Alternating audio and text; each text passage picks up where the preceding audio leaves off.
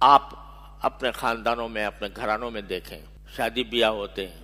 آج سے اس وقت کے زمانے کی بات کر رہا ہوں، اپنے بچپن کی یا اپنے لڑکپن کی، کہ اس میں یہ تصور مشکل سے آتا تھا کہ کوئی شادی ہو رہی ہے اور اس میں مردوں اور عورتوں کا اجتماع ایک ساتھ ہے. مشکل سے آتا تھا. اس کو شرافت کے خلاف سمجھا جاتا تھا، صرف دین کے خلاف نہیں بلکہ اس کو شرافت کے خلاف سمجھا جاتا تھا کہ مردوں اور عورتوں کا اجتماع ایک ساتھ ہو رہا ہے شادی میں. اہتمام کیا جاتا تھا کہ مردوں کی نشست الگ ہوگی، عورتوں کی الگ ہوگی، جو شریعت کا طریقہ ہے، جو دین کا تقاضا ہے، جو شرم و حیا کا تقاضا ہے، جو اخلاق حسنہ کا تقاضا ہے، اس کا اہتمام ہوتا تھا. رفتہ رفتہ کیا ہوا کہ مخلوط محفلیں شروع ہو گئیں. کوئی امتیاز نہیں. عورتیں بن سمر کر، سنگار پٹار کر کے وہ مردوں کے ساتھ بیٹھی ہیں. نہ مرد کے کان پر کوئی جوں رینگتی ہے، نہ عورت کو یہ خیال آتا ہے کہ میں کیسی بے حیائی کا کام کر رہی ہوں. اب ہوتے ہوتے یہاں تک نوبت آ گئی کہ اب عورتوں اور مردوں کا الگ الگ اجتماع شادی کے اندر یہ خال خال رہ گیا.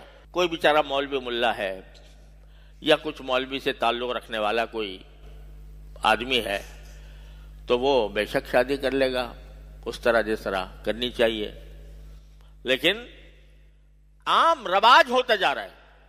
کیوں ہو رہا ہے؟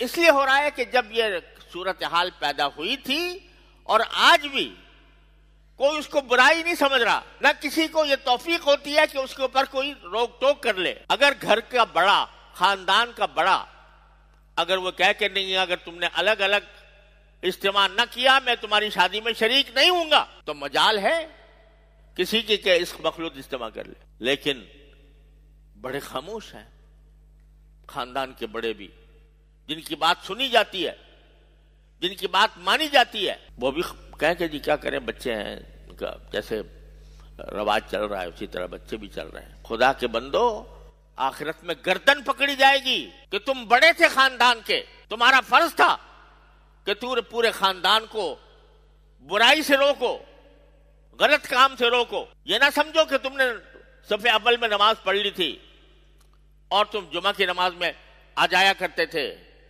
اور تم روزے رکھ لیا کرتے تھے اور زکوٰۃ دے دیا کرتے تھے، تو تم سے اس بات کی پکڑ نہیں ہوگی کہ تمہاری اولاد کہاں جا رہی ہے. کیا یہ چاہتے ہو کہ ہمارا معاشرہ بھی اسی مغرب کے معاشرے کی جہنم کے اندر داخل ہو جائے، جہاں عورت اور مرد کا کوئی امتیاز نہیں، جہاں حیا اور بے حیائی کا کوئی تصور نہیں؟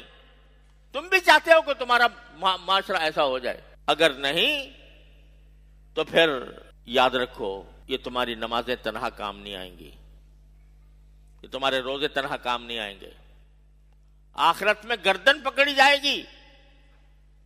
خوب سن لیجئے، یہ حدیث میں رسول کریم سرورت عالم صلی اللہ علیہ وسلم کا ارشاد ہے. ارشاد یہ ہے کہ جب کوئی شخص منکر ہوتا ہوا دیکھے، منکر کے معنی برائی، غلط کام ہوتا ہوا دیکھے اور اس میں قدرت ہو اس کو روکنے کی، اور وہ نہ روکے یا کم از کم اس کو برا نہ کہے، اگر یہ صورتحال ہوگی تو عذاب عام نازل ہو جائے گا امت کے اوپر.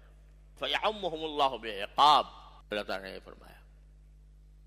کیا اگر برائی ہوتے ہوئے دیکھ رہے ہو اور دیکھنے کے باوجود اس کو روکنے کی کوشش نہیں کرتے، یعنی جو فریضہ تمہارے اوپر بحیثیت امت محمدیہ کے فرد کے عائد ہے، امر بالمعروف اور نہی عن المنکر کا، وہ فریضہ تم ادا نہیں کرتے تو قریب ہے کہ اللہ تعالیٰ تم سب پر عذاب نازل کرتے. یہ امر بالمعروف اور نہی عن المنکر کا سلسلہ جس کو فرض قرار دیا ہے امت کے ہر فرد کے لیے، اس سے جب غفلت ہوتی ہے تو اس کا نتیجہ یہ ہوتا ہے کہ برائیاں پھیلتی جاتی ہیں، پھیلتی جاتی ہیں، پھیلتی جاتی ہیں.